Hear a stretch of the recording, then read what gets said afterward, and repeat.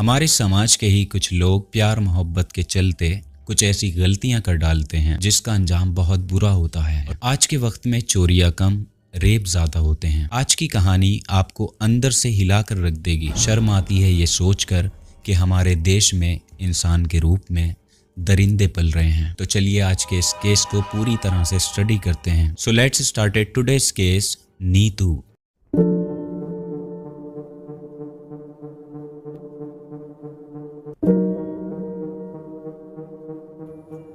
अगर किसी इंसान को किसी से धोखा मिले और उसके साथ बुरा हो जाए तो उसे इन चीजों से लड़ना चाहिए, ना कि सुसाइड करना चाहिए और ना ही छुप कर बैठना चाहिए। सुसाइड करना कोई हल नहीं होता, बल्कि ये एक कमजोरी है। इंसान सुसाइड करने के बाद और दुविधा में पड़ जाता है। कहते हैं उसकी आत्मा को शांति नहीं मिलती, वो भटकती रहती है। खैर आगे बढ़ते हैं।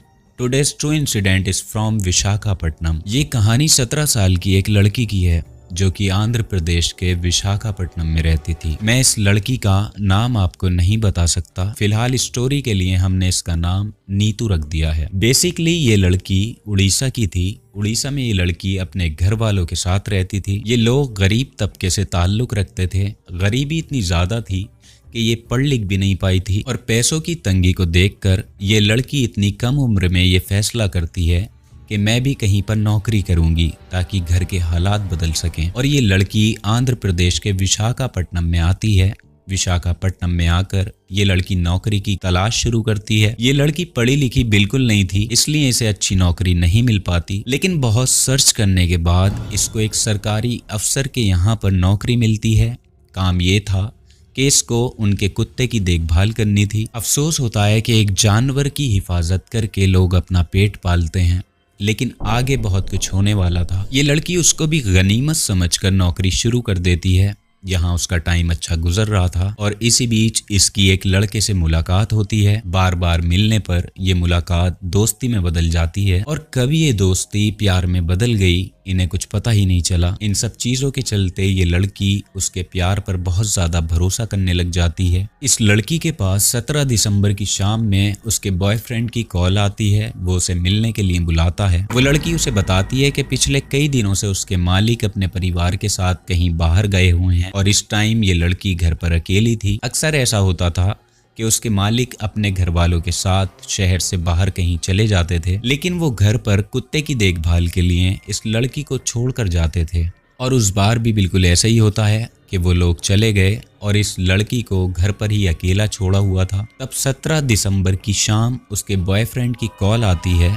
वो कहता है मैं तुमसे मिलना चाहता हूँ, लेकिन वो लड़की अपने बॉयफ्रेंड से मिलने के लिए मना करती है। कहती है देखो घर पर कोई नहीं है, मालिक गए हुए हैं, मैं घर पर अकेली हूँ तो मैं इस वक्त नहीं आ पाऊंगी। लेकिन इस लड़की का बॉयफ्रेंड इसको इतना ज्यादा प्रेशराइज्ड करता है कि ये उससे मिलने के लिए हाँ कर देती है और उस लड़की को जरा भी अंदाजा नहीं होता इसके साथ आगे क्या होने वाला था, क्योंकि ये उस लड़के पर आंख बंद करके भरोसा करती थी। अब इस लड़की का बॉयफ्रेंड इसको मिलने के लिए अर्च बीच पर बुलाता है, जहां पर पहले से ही अपने एक दोस्त के साथ वो मौजूद था। इस लड़के के दोस्त और इसने पहले से ही एक प्लान किया हुआ था।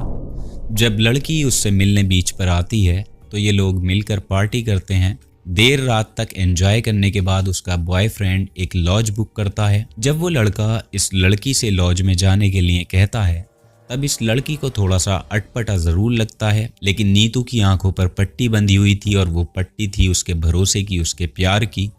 ये लड़का अपने साथ अपने दोस्त को भी लॉज में लेकर आता है। इन दोनों दोस्तों ने पहले से ही प्लान किया था कि हम इस लड़की को लॉज में लाएंगे और फिर अपनी हवस का शिकार बनाएंगे। लॉज में ले जाकर ये दोनों उस लड़की से जबरदस्ती सामूहिक बलात्कार करते हैं। नीतू बहुत चीखती है, चिल्लाती है, रोती है, लेकिन उसका बॉयफ्रेंड इसकी एक भी नहीं सुनता। दोनों मिलकर इसके साथ बलात्कार करते हैं और इस लड़की को वही उसी लॉज में बंद करके वहां से चले जाते हैं। लेकिन नीतू बहुत कोशिशों के साथ बहुत मुश्किल से बाहर निकलती है, लेकिन इसको अपनी जिंदगी पर अफसोस हो रहा था, अपने प्यार पर अफसोस था। इसकी आंखों के सामने एक एक करके वो तमाम पल आते थे जो उसने उस लड़के के साथ बिताए थे। वो अपनी जिंदगी के वो खूबसूरत दिन याद करती है जब वो अपने माँ बाप के साथ अपने गांव में रहती थी। कितनी अच्छी जिंदगी थी जब वो अपने प्यार करने वाले माँ बाप के साथ थी। यही सोचकर वो सड़क पर चलती जाती है और उसकी आंखों से आंसू टप टप बहते जाते हैं। वो सोचती है माँ बाप के साथ रहते हुए वो कितनी सेफ थी। उसके बाद जब वो नौकरी पर लौटती है तब वही चीजें उसे याद आने लगती हैं कि कैसे उस लड़के से मिली, उस पर कितना भरोसा किया और किस तरह उसके साथ ये हादसा हुआ। हर एक चीज उसकी आंखों के सामने एक फिल्म की तरह चल रही थी। अब वो फैसला करती है कि अब मैं जी कर क्या करूंगी, मुझे सुसाइड कर लेना चाहिए। ये सोचकर नीतू दोबारा बीच की तरफ चली जाती है और बहुत हिम्मत करके वो अपने आप को पानी में डुबोने की कोशिश करती है। जब ये बीच पर डूब रही होती है तब एक फोटोग्राफर की निगाह इस पर पड़ती है और वो भागकर आता है और इसे बचा लेता है। ये लड़की अंदर से इतना टूट चुकी थी कि उसे मदद करने वाले को अपना दुश्मन नजर आ रहा था। ये फोटोग्राफर इस लड़की से पूछता है कि तुम कौन हो और ऐसा क्यों कर रही हो, तुम अपनी जान क्यों देना चाहती हो, क्यों सुसाइड कर रही हो। तब ये लड़की अपने बारे में इस फोटोग्राफर को सब कुछ बताती है कि भैया मैं उड़ीसा की रहने वाली हूँ, मैं एक गरीब परिवार से ताल्लुक़ रखती हूँ। उड़ीसा में मैं अपने माँ बाप के साथ रहती थी, लेकिन पैसे की तंगी की वजह से हमारे हालात बहुत ख़राब थे, इसलिए मैंने सोचा कि मैं कहीं बाहर जाकर नौकरी करती हूँ। और ये सोचकर मैं यहाँ विशाखापट्टनम में आ गई और यहाँ आकर मैंने नौकरी तलाश करना शुरू की और बड़ी कोशिशों के बाद मुझे एक सरकारी अफसर के यहाँ नौकरी मिल जाती है। मैं उनके कुत्ते की देखभाल करती हूँ। बीते कुछ दिनों से मेरे मालिक शहर से बाहर गए हुए थे और मैं घर पर बिल्कुल अकेली थी। विशाखापट्टनम में मेरी दोस्ती एक लड़के से हो चुकी थी और हमारी ये दोस्ती कब प्यार में बदल गई मुझे पता ही नहीं चला। मैं उस लड़के पर आंखें बंद करके भरोसा करने लगी। शाम में इस लड़के की कॉल मेरे पास आती है और इसने मुझे मिलने के लिए बुलाया और जब मैं इससे मिलने यहाँ बीच पर आई तो उसके साथ पहले से ही एक दोस्त और मौजूद था। यहाँ आकर हम लोगों ने पार्टी की।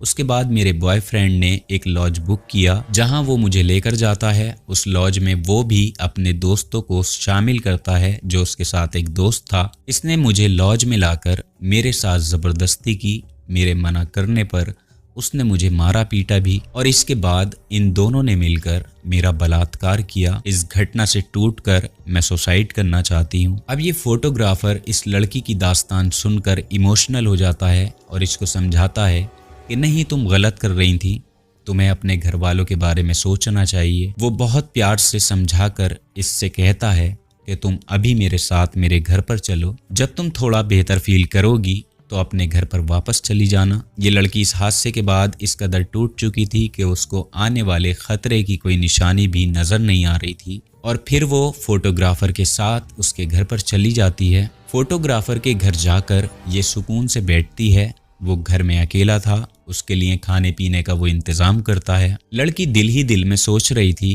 काश मैंने इस लड़के से प्यार किया होता, ये भी तो एक इंसान है। थोड़ी ही देर में फोटोग्राफर उठता है और फोन निकालकर किसी से बात करने लगता है और कुछ ही देर बाद उस घर में 10 लड़के एक साथ दाखिल होते हैं। वो उन्हें देखकर घबरा जाती है मगर फोटोग्राफर कहता है घबराने की जरूरत नहीं है, तुमने अपने प्रेमी के साथ भी तो किया था और उसके दोस्त को भी खुश किया था, तो हम भी सब लोग दोस्त ही हैं।